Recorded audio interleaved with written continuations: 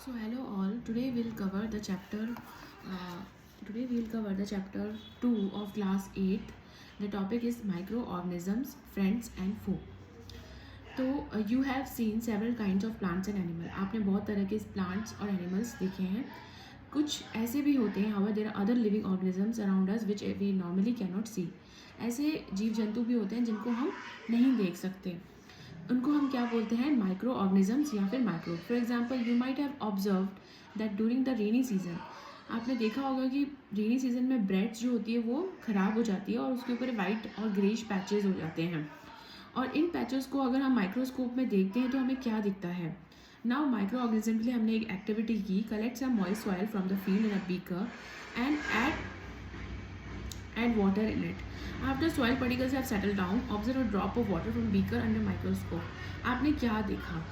Now दूसरी activity है, हम पॉन्ड से थोड़ा वाटर लेंगे, ड्रॉपलेट्स लेंगे और उसको हम एक स्लाइड पे फैला देंगे और उसको माइक्रोस्कोप में देखेंगे.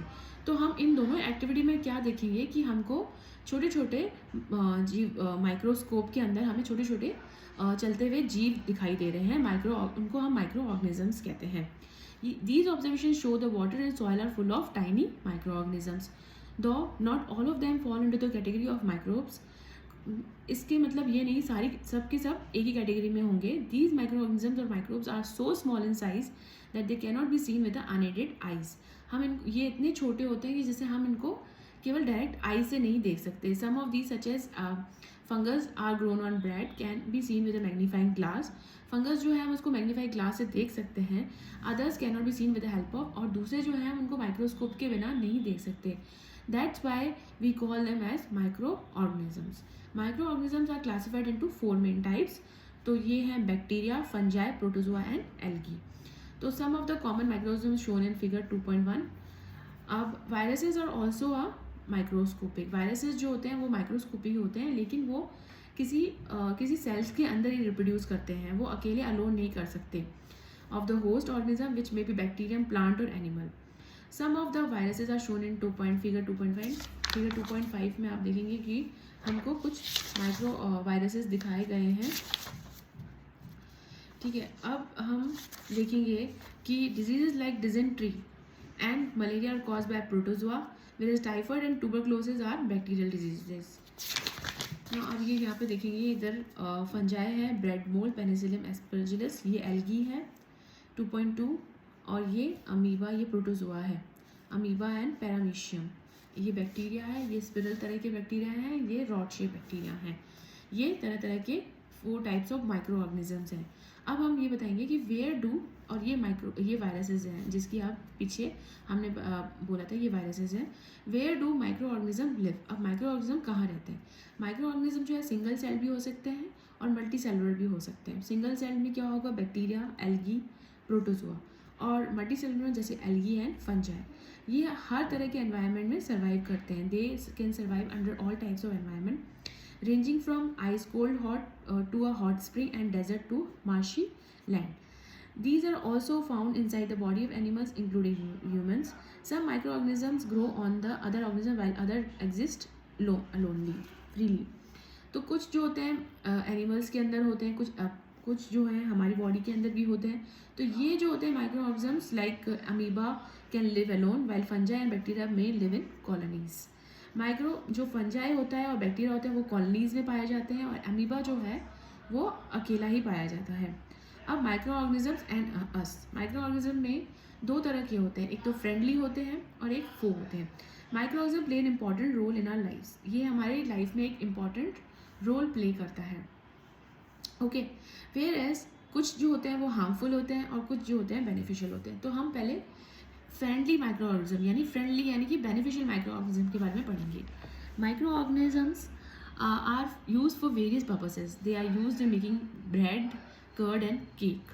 ठीक है, तो माइक्रो ऑर्गेनिज्म जो है बहुत तरह के प्रिपरेशन के लिए भी काम आता है, जैसे दही हो गया, ब्रेड हो गया, केक हो गया. They are also use in cleaning up of environment. वो एनवायरनमेंट को क्लीन करने में भी काम आते हैं. For example organic wastage. Organic wastage कौन से होते हैं? जैसे वेजिटेबल पील्स हो गया, remains of animals, faeces etcetera. तो वो ब्रोकन डाउन होते हैं into harmless and usable substances by bacteria. यही जो होते हैं ऑर्गेनिक वेस्टेज को ये बैक्टीरिया जो है ब्रोक कर देते हैं हार्मलेस सब्सटेंसेस में. Recall that bacteria also use in preparation of medicine. कुछ बैक्टीरिया जो है मेडिसिन बनाने में भी काम आते हैं. In agriculture they are also use to increase soil fertility by fixing nitrogen. तो ये सॉइल फर्टिलिटी भी इंक्रीज करते हैं. Making of curd and bread. You have learned in class 7 that milk is turn into curd by bacteria.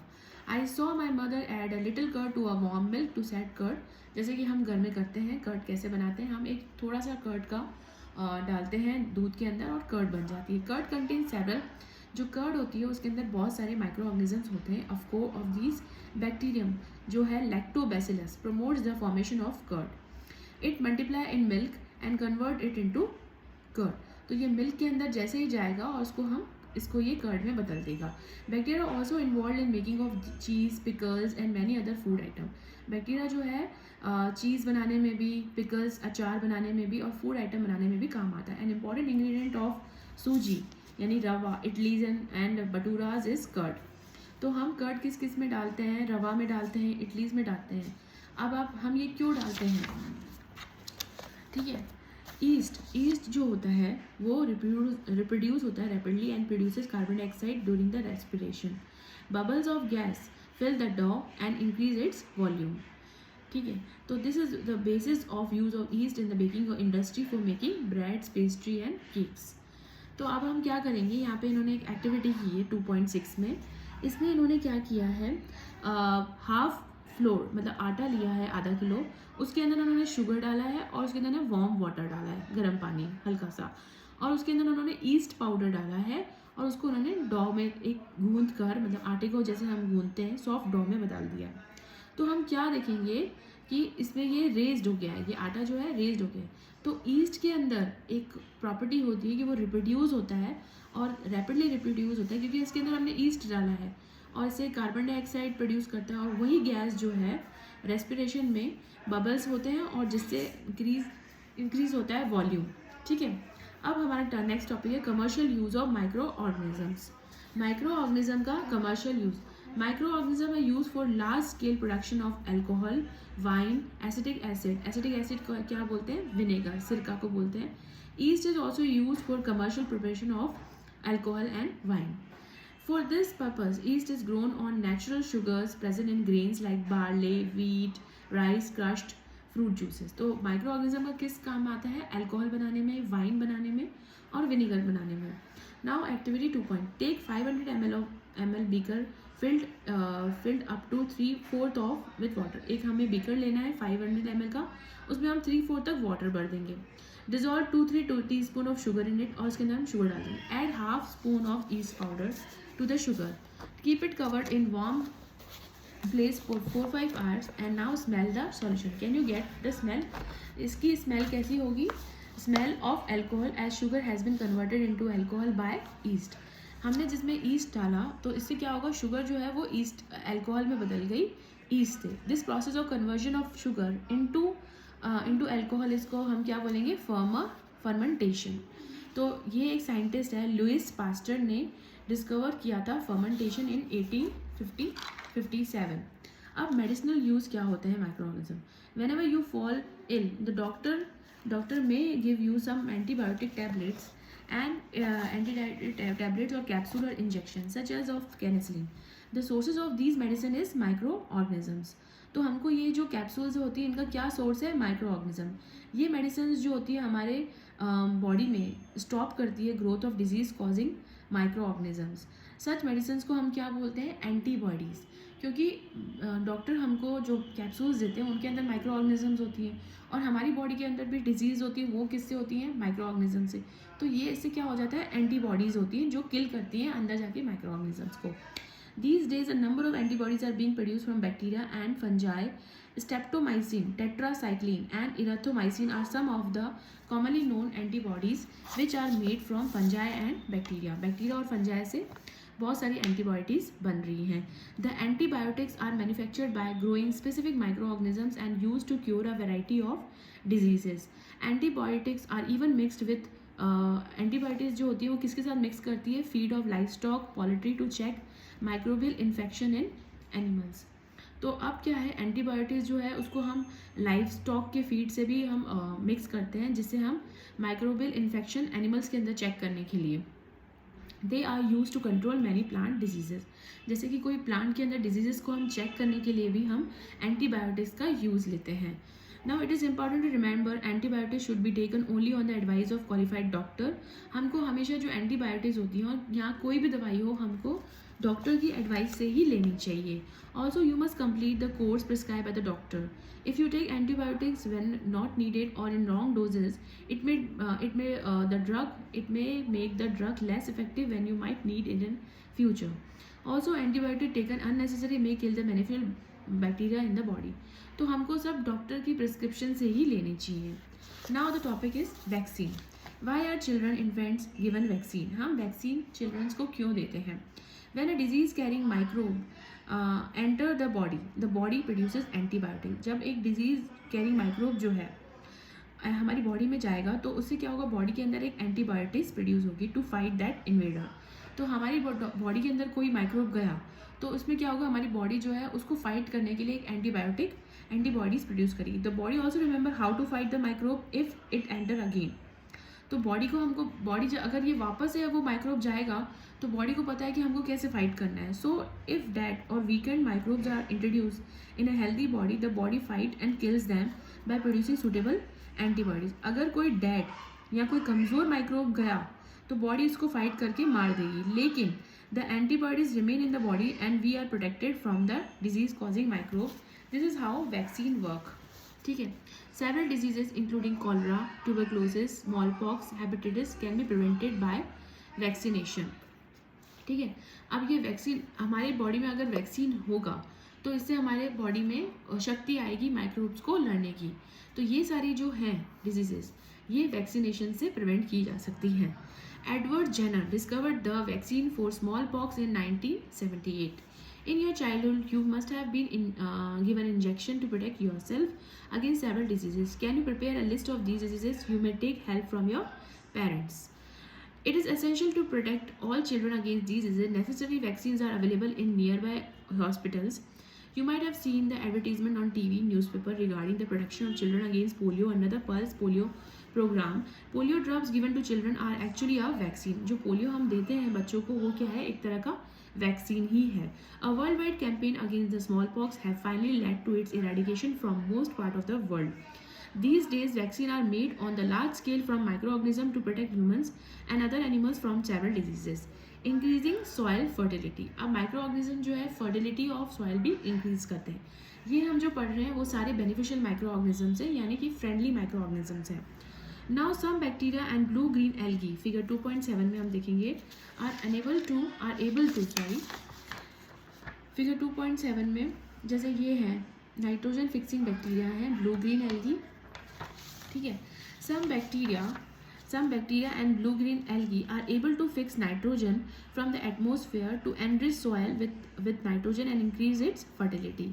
कुछ bacterias जो होते हैं और ब्लू ग्रीन एल्गी जो होता है वो फिक्स करते हैं नाइट्रोजन, ठीक है, एटमॉस्फेयर से और सॉइल की फर्टिलिटी को इंक्रीज करते हैं। और these microbes are commonly called as biological nitrogen fixer.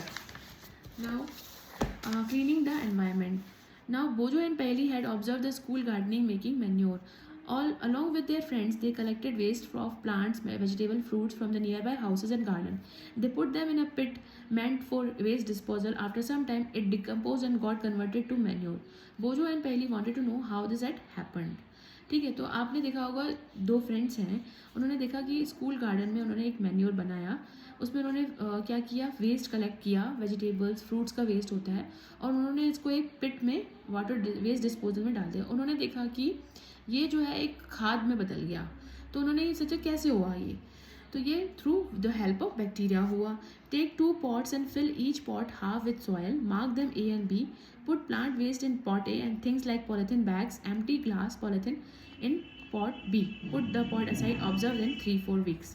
आप 2 pots लीजिए, एक pot में आप डाल दीजिए, दोनों pot को मार्क कर दीजिए और हाफ ऑफ सॉइल डाल दीजिए दोनों में, और एक pot में ठीक है, पुट प्लांट वेस्ट, एक पॉट में प्लांट वेस्ट डाल दिए, एक पॉट में आप polythene bags, empty water bottles और ये सब प्लास्टिक टॉयज डाल दिए और उनको आप 3-4 हफ्ते बाद देखिए. Do you find any difference in the content of two pots? If so, what is the difference? You will find that plant waste in pot A has been decomposed. How did this happen? The plant waste has been converted into manure by the action of microbes. जो plant waste था उसने क्या किया, अपने आप को manure में convert कर दिया बाय माइक्रोब्स, क्योंकि इसके अंदर माइक्रोब्स थे. The nutrients released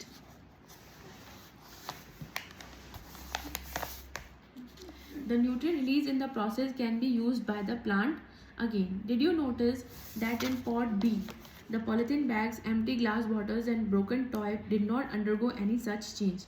The microbe could not act on them and cannot convert them into manure. You often see large amount of dead organic matter in the form of decaying plants and sometimes dead animals on the ground. You will find that they disappear after some time. This is because of the microorganism decompose dead organic waste of plants and animals, converting them into small simple substances. These substances are again used by other plants and animals. Thus, microorganism can be used to degrade the harmful and smelly substances and thereby clean up the. तो ये micro organism जो है environment को clean करने में भी काम आते हैं. जैसे डेड ऑर्गेनिक मैटर्स होते हैं, प्लांट का वेस्ट होता है, डेड एनिमल्स होते हैं ना, डेड एनिमल्स होते हैं वो उनको डिके करके मैन्योर बना देते हैं, तो एनवायरनमेंट को क्लीन करने में काम आते हैं. Now the topic is 2.4 harmful micro organisms. जो हार्मफुल माइक्रो ऑर्गेनिज्म है उनके बारे में हम पढ़ेंगे. Micro organism are harmful in many ways. Some of the micro organisms may cause diseases in human beings, plants and animals. Such disease causing microorganisms are called pathogens. Some pathogens are spoiled food, clothing. Let us study more about them. Disease causing microorganisms. Pathogen enter our body through air we breathe. Pathogen enter our body. Disease causing microorganisms in humans. Pathogen enter our body through the air we breathe, the water we drink or food we eat. Pathogen कैसे हमारी body में enter करेंगे? They can also get the transmitted by direct contact with an infected person or carried through an animal. Microbial disease that can be spread from an infected person to a healthy person through air, water, food or physical contact are called communicable diseases. Example of such diseases include cholera, common cold, chickenpox and tuberculosis.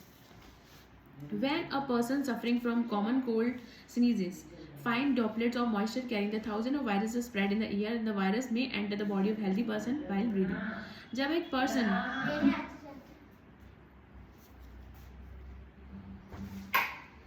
These are the some तो ये देखिए. Then how do you prevent the spread of communicable diseases? We should keep a handkerchief on the nose.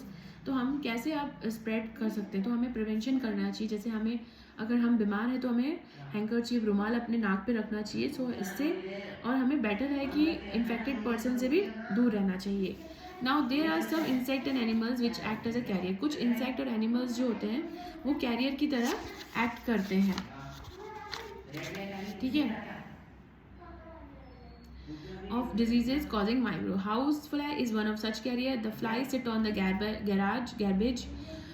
garbage and animal excreta. Pathogens stick to their bodies. When these flies stick, तो flies जो होती हैं वो गंदगी में बैठती हैं, animals के वेस्ट एक्सक्रीटा में बैठती हैं और जिससे उनकी बॉडी में वो पैथोजन चिपक जाता है. और ये फ्लाइज जो है वो अनकवर्ड फूड जैसे में बैठकर उसमें वो पैथोजन को ट्रांसफ़र कर देती है. Who ever eat that food, और जो भी ये फूड खाएगा उससे वो उसमें चला जाएगा. So it is advisable to always keep food covered. Avoid consuming uncovered items of food. Another example of carrier is a female anopheles mosquito. ठीक है. तो ये एग्जाम्पल है फीमेल एनोफिलिस मॉस्किटो. फिगर 2. ये है फीमेल एनोफिलिस मॉस्किटो. ठीक है. Which carries the parasite of malaria. Female aedes mosquito act as a carrier of dengue virus. How can we control the spread of malaria और dengue? Why does the teacher keep telling us not to let water collect anywhere in the neighborhood? हमको क्यों बोला जाता है कि कहीं पे भी वाटर कलेक्ट ना हो कहीं पे भी? All the mosquito breed in water. सारे जो मॉस्किटोज होते हैं वो वाटर में ही पनपते हैं. Hence, one should not let water collect anywhere in the cooler, tires, flower pot, etc. तो हमें ये देखना चाहिए कहीं पे भी पानी जो है कहीं पे भी रुका नहीं रहना चाहिए। जैसे कुछ मतलब कूलर के अंदर, मतलब किसी रुके हुए कहीं भी रुके हुए कहीं खड्डे में या किसी कॉलोनी में। तो by keeping the surrounding clean, हमें अपने सराउंडिंग को हमेशा क्लीन रखना है। और we can prevent mosquito from breeding, इससे मॉस्किटो की ग्रोथ नहीं होगी, वो वहाँ पे पैदा नहीं होंगे। ठीक है, now the next topic is, ये कुछ कॉमन ह्यूमन डिजीजेज हैं जो माइक्रो ऑर्गेनिज्म से होती हैं। जैसे ट्यूबरक्लोसिस होती है, वो मॉड क्या है इसका, एयर। और प्रिवेंशन क्या है, keep the patient in a complete isolation, keep them, उनको बिल्कुल अकेला रखना है और away from those others. Vaccination दी जाती है, मीजल्स भी वायरस से होता है, चिकन पॉक्स वायरस से होता है, पोलियो भी वायरस से होता है। इनका क्या है मॉड, एयर। अब है कॉलरा, बैक्टीरिया से होता है, टाइफाइड बैक्टीरिया से होता है, इनका मॉड क्या है, water. Maintain personal hygiene and good sanitary habit, तो हमें क्लीनिनेस रखनी चाहिए। और कुक्ड फूड जो कंज्यूम जो होता है, प्रॉपरली कुक्ड फूड खाना है हमें। हेपेटाइटिस ए वायरस से होता है और मलेरिया प्रोटोजोआ से होता है। ये वाटर है इनका मॉड, हमको बॉयल वाटर पीना है हेपेटाइटिस में।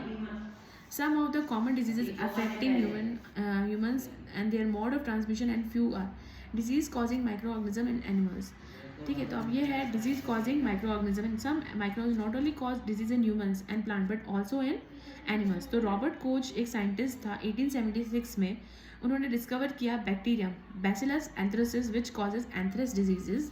For example anthrax is a dangerous human and cattle disease caused by bacterium. Foot and mouth disease of the cattle is caused by the virus. Disease causing microorganism in plants. Several microorganisms cause diseases in plant like wheat, rice, potato, sugarcane, apple, others. The disease reduces the yield of, तो disease क्या करेगी, इसकी growth कम कर देगी crops की। They can be controlled by the use of certain chemical which kill the microbes. Now plant disease में क्या है, सिट्रस कैंकर, वो किससे होती है, बैक्टीरिया से। मॉड क्या है, एयर, ये इसका फिगर है। रस्ट ऑफ वायरस किससे होती है, फंजाई से। मॉड क्या है, air, seeds. Yellow vein mosaic of bhindi, okra, virus से होता है, इंसेक्ट मॉड है। Now food poisoning, Boojho was invented by his friend to party and invited by his friend to a party and he eat variety of food step. On reaching home he started vomiting and had to be taken to hospital. The doctor said that this condition could be due to food poisoning. पहली wonders how food can become a poison। तो हम ये देखते हैं कि food poisoning क्यों होता है और फूड पॉइजन कैसे बन गया। Food poisoning could be due to the consumption of food spoiled by some micro organism. मतलब फूड पॉइजनिंग कब होता है, जब हम ऐसा फूड खाते हैं जो कि माइक्रो ऑर्गेनिज्म की वजह से खराब हो गया है।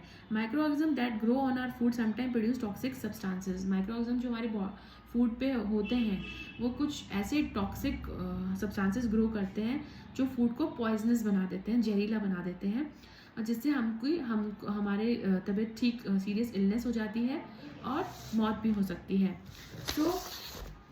So it is very important we preserve food to prevent it from. तो हमें अपने फूड को बिल्कुल सफाई से बनाना है, प्रॉपरली कुकड होना चाहिए, कवर होना चाहिए, लिड होनी चाहिए फूड के ऊपर। तो अब नेक्स्ट टॉपिक है food preservation. In chapter 1 we have learn about the method use to preserve and store food grains. हमने चैप्टर 1 में पढ़ा कि हम कैसे फूड को प्रिजर्व करें, फूड ग्रेन को कैसे स्टोर करें। How do we preserve cooked food. अब हम कुक्ड फूड को कैसे रखें। You know that bread left unused moist condition is attacked by. अगर हम ब्रेड को ऐसे ही छोड़ दें गीली जगह पे या खुला छोड़ दें तो उससे क्या हो जाएगा, फंगस की ग्रोथ हो जाएगी उसमें। माइक्रो ऑर्गेनिज्म जो होता है हमारे फूड को खराब कर देते हैं। Spoiled food item bad smell और has a bad taste and colour change. तो स्पॉइल्ड फूड जो होता है उसके अंदर बैड स्मेल होती है और बैड टेस्ट होता है और कलर भी उसका चेंज हो जाता है। Paheli bought some mangoes but she could not eat for few days. Later she found that they were spoiled and rotten. But she knows that mango pickle her mother does not spoil for a long time. She is confused. तो पहेली ने देखा कि वो mango लेकर आई लेकिन वो कुछ दिनों में उसने नहीं खाए, इमीडिएटली नहीं खाए, कुछ दिनों बाद मैंगोज ख़राब हो गए। लेकिन जब इसकी दादी ने मैंगो पिकल बनाया तो वो काफ़ी दिन तक कैसे चल गया। तो वो let us study the common methods of preserving the food in our homes. ठीक है, अब केमिकल मेथड है। First, salts and edible oils are common chemicals generally use to check the growth of micro organism, therefore they are called preservatives. तो salts और edible oils जो होते हैं वो उनको प्रिजर्वेटिव्स कहा जाता है क्योंकि वो चेक करते हैं कि माइक्रो ऑर्गेनिज्म की ग्रोथ हो रही है या नहीं। We add salt or acid preservatives to pickle to prevent the attack of. तो हम जो पिकल्स होते हैं उनके अंदर हम सॉल्ट डालते हैं जिससे माइक्रोब्स की अटैक ना हो. Sodium benzoate and sodium Meta bisulfide are common preservative. They are also used in jams, squashes to check their spoilage. Preservation by common salt. Common salt has been used to preserve meat and fish for ages. Common salt को हम किस लिए preserve करते हैं? Meet के लिए, fish के लिए. Meat and fish are covered with dry salt to check the growth of bacteria. Salting is also used to preserve आंवला, raw mangoes, tamarind, etc. Salting जो है किसको प्रिजर्व करने के लिए आती है? आंवला, raw mangoes and tamarind, इमली को. Preservation by sugar. Jam, jellies, squashes are preserved by sugar. Sugar reduces the moisture content which inhibit the growth of. तो शुगर क्या करती है? मॉइस्चर कंटेंट को कम करती है. Preservation by oil and vinegar. Use of oil and vinegar prevent spoilage of pickles, bacteria, because bacteria can not live in such a environment. Bacteria जो है ऑयली एनवायरमेंट में या विनेगर से बैक्टीरिया की ग्रोथ नहीं होती है. Vegetable fruits which are often preserve by this method. Heat and cold treatment. You must have observe that your mother boiling milk before it is stored or use. Boiling kill many. Boiling से क्या होता है? Micro organisms मर जाते हैं. Similarly we keep our food in a refrigerator. Low temperature inhibit the. Low temperature से भी ये सब होता है. तो chemical method, preservation by common salt, preservation by sugar, preservation by oil and vinegar, heat and cold treatment. Why does the milk that comes in packet not spoil? My mother told me that the milk is pasteurized. What is pasteurization? तो अब हम पढ़ेंगे pasteurization के बारे में. Pasteurized milk can be consumed without boiling as it is free from harmful microbes. The milk is heated to about 70 degrees Celsius for about 15 to 30 seconds and then suddenly chilled and stored. By doing so, it prevents the growth of microorganisms. This was discovered by Louis Pasteur and it is called as pasteurization. Milk को कितनी degree में? हम 70 degree में Celsius में heat करेंगे 15 से 30 second तक और उसके बाद उसको सडनली उसको कूल कर देंगे, ठंडा कर देंगे और उसको हम रख देंगे, स्टोर कर देंगे. तो इससे क्या होगा? ग्रोथ ऑफ माइक्रो ऑर्गेनिजम्स की नहीं होगी, प्रिवेंट हो जाएगी. और इस प्रोसेस को पेस्चराइजेशन कहा जाता है. ये किसने डिस्कवर किया था? लुइस पैस्चर ने. Storage and packing. These days, dry fruits and even vegetables are sold in sealed airtight packets to prevent the attack of. तो स्टोरेज और पैकिंग का भी बहुत फ़र्क पड़ता है, जिससे हम मतलब एयर टाइट कंटेनर्स में जब चीज़ें जाती हैं तो तभी भी माइक्रोब्स के प्रिवेंशन होता है. Now the topic is nitrogen fixation. You have learned about the bacterium rhizobium in class 6th and 7th. It is involved in fixation of nitrogen in leguminous plants. Recall that rhizobium lives in the root nodules of leguminous plant. ठीक है. तो 2.9 में आप देखेंगे जो rhizobium है वो कहाँ पे रहता है? रूट नोड्यूल्स में रहता है ऑफ लेग्यूमिनस प्लांट के, such as beans, which it has been symbiotic relationship. Sometimes nitrogen get fixed through the action of lightning. Sometimes क्या होता है? such as तो ठीक है. अब आप देखिए, वापस हम पढ़ते हैं एक बार. You have learned that bacterium rhizobium. तो आपने पढ़ा होगा वो किसके काम आता है? Fixation of nitrogen in leguminous plant pulses. Rhizobium किस में रहता है? रूट नोड्यूल्स में रहता है of leguminous plant beans with which it has be symbiotic. तो इसका क्या है? सिम्बॉटिक रिलेशनशिप है. ठीक है. तो मतलब ये इनके लिए नाइट्रोजन फिक्सेशन करता है और वो उसको फूड देते हैं. Sometime nitrogen get fix through the action of lightning. Nitrogen जो है लाइटनिंग के एक्शन से भी फिक्स्ड हो जाता है. But you know that the amount of nitrogen in atmosphere remain constant. You may wonder how. Let us understand this in next section. Nitrogen cycle. तो next topic है हमारा नाइट्रोजन साइकिल. आर एटमोसफेयर के अंदर कितना nitrogen होता है? 78% of nitrogen gas होती है. Nitrogen is essential constituent of all living organisms as a part of protein, chlorophyll, nucleic acid and vitamins. The atmospheric nitrogen cannot be taken directly. तो atmosphere से जो हम नाइट्रोजन डायरेक्टली नहीं ले सकते, तो इसका क्या होगा? पहले साइकिल होता है इसका. Certain bacteria and blue-green algae present in the soil fix the nitrogen from atmosphere and convert it into compounds of nitrogen. तो कुछ बैक्टीरियाज होते हैं जैसे कि ब्लू ग्रीन एल्गी हो गया. ठीक है. बैक्टीरियाज तो ये सॉइल के अंदर जो होते हैं वो फिक्स करते हैं एटमोस्फेरिक नाइट्रोजन को और उसको बदल देते हैं compounds of nitrogen. Once nitrogen is converted into these usable compound, it can be utilised by the plant from the soil through their root system. ठीक है, तो अगर एक बार ये कंपाउंड में बदल जाती है तो हम ये प्लांट जो है इनको यूज़ कर सकते हैं. Nitrogen is then use for the synthesis of plant proteins and the other compound. Animal feeding on plant get protein and other nitrogen compound. तो एनिमल जो है इनके ऊपर फीड करेंगे तो उन्हें भी यही प्लांट प्रोटीन मिलेगा. When plant and animal die, bacteria and fungi present in the soil convert the nitrogenous waste into the nitrogen compound to be used by the plant again. Certain जब plant और animals मरते हैं तो bacteria क्या करते हैं, जो soil के अंदर होते हैं उन्हीं नाइट्रोजनस वेस्ट को नाइट्रोजन कंपाउंड में बदल देते हैं. वो प्लांट वापस से इनको यूज़ कर सकते हैं. Certain other bacteria convert some part of them to nitrogen gas which goes back to the atmosphere. कुछ बैक्टीरिया जो है उनको नाइट्रोजन गैस में बदल देते हैं. As a result the percentage of nitrogen in the atmosphere remain more or less constant ही रहता है.